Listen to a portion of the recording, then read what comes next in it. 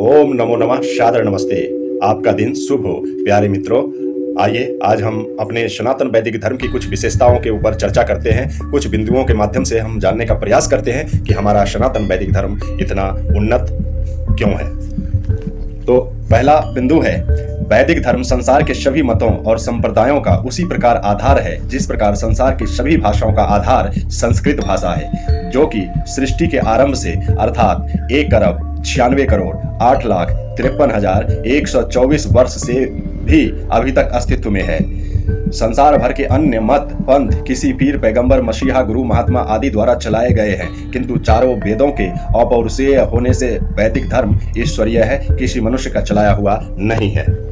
वैदिक धर्म में एक निराकार सर्वज्ञ सर्वव्यापक न्यायकारी ईश्वर को ही पूज्य यानी उपास्य माना जाता है। उसके स्थान में अन्य देवी देवताओं को नहीं।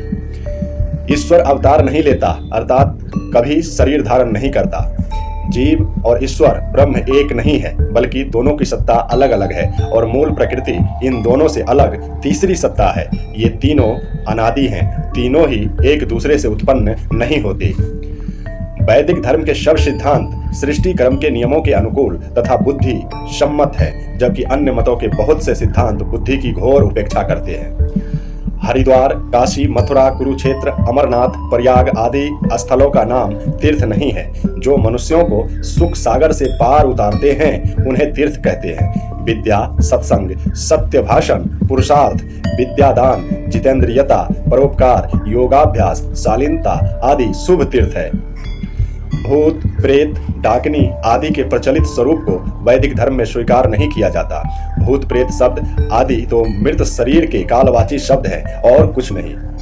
स्वर्ग के देवता अलग से कोई नहीं होता। माता, पिता, गुरु, विद्वान तथा पृथ्वी, जल, अग्नि, वायु आदि ही स्वर्ग के देवता होते हैं, जिन्हें यथावत रखने व यथा योग्य उपयोग करने से सुख रूपी स्वर्ग की प्राप्ति होती है। स्वर्ग और नरक किसी स्थान विशेष में नहीं होते। सुख विशेष का नाम स्वर्ग और दुख विशेष का नाम नरक है, और वे भी इसी संसार में शरीर के साथ ही भोगे जाते हैं। स्वर्ग नरक के संबंध में गढ़ी हुई कहानियों का उद्देश्य केवल कुछ निष्कर्मण्य लोगों का भरण पोषण करना है। जिस समय चित्त प्रसन्न हो तथा परिवार में सुख शांति हो वही मुहूर्त है। ग्रह नक्षत्रों की दिशा देखकर पंडितों से शादी ब्याह कारोबार आदि के मुहूर्त निकलवाना शिक्षित समाज का लक्षण नहीं है, क्योंकि दिनों का नामकरण हमारा किया हुआ है, भगवान का नहीं। अतः दिनों को हनुमान आदि के व्रतों और शनि आदि के साथ जोड़ना व्यर्थ है अर्थात अवैदिक है।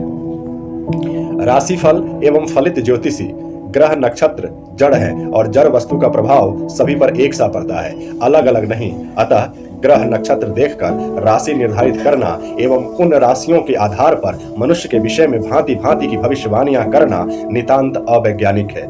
जन्मपत्री देखकर वर वधू का चयन करने के बजाय हमें गुण कर्म स्वभाव एवं चिकित्सकीय परीक्षण के आधार पर ही रिश्ते तय करने चाहिए। जन्मपत्रियों का मिलान करके जिनके विवाह हुए हैं, क्या वे दंपति पूर्णतः सुखी हैं? विचार करें। राम, रावण व कृष्ण कंस की राशि एक ही थी।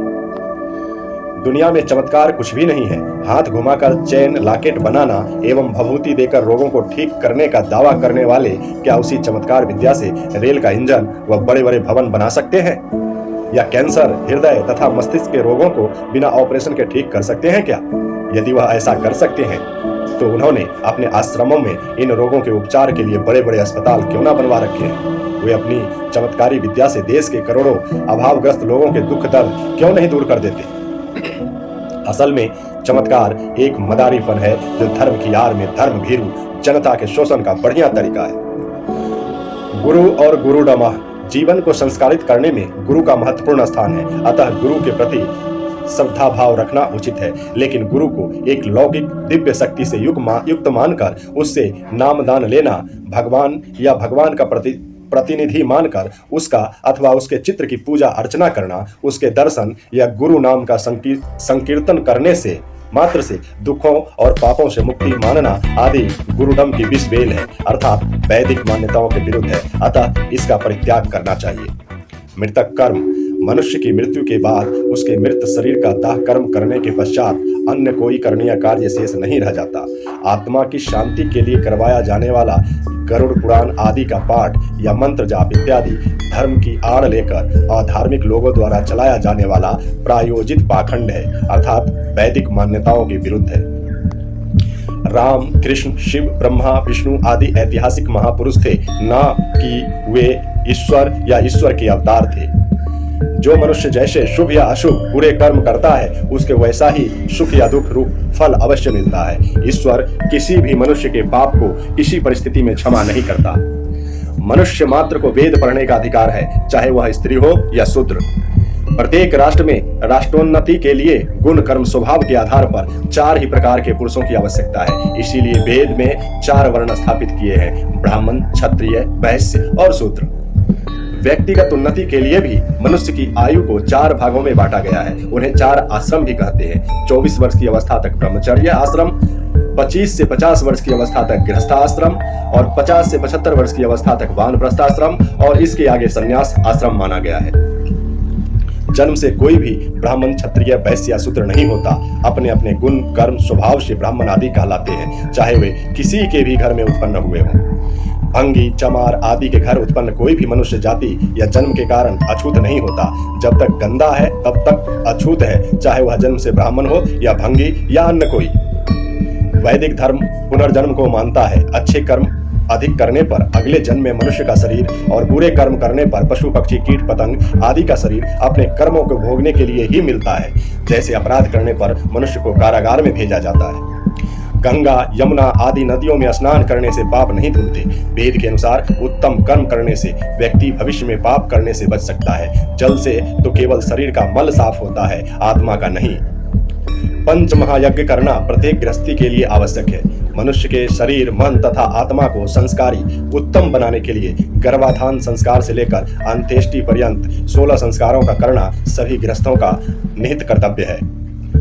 मूर्ति पूजा, सूतियों का जल विसर्जन, जगराता, कावर लाना, छुआछूत, जाति पाति, जादू टोना टोटका, डोरा डंडा, ताबीज, शगुन, जनपत्री, फलित ज्योतिषी, हस्तरेखा, नवग्रह पूजा, अंधविश्वास, बलि प्रथा, सती प्रथा, मांसाहारा, मद्यपान, बहुविवाह आदि सामाजिक कुरीतियां वैदिक राह से भटक जाने के बाद हिंदू धर्म के नाम से बनी हुई वेदों में इनका नाम कहीं भी नहीं है।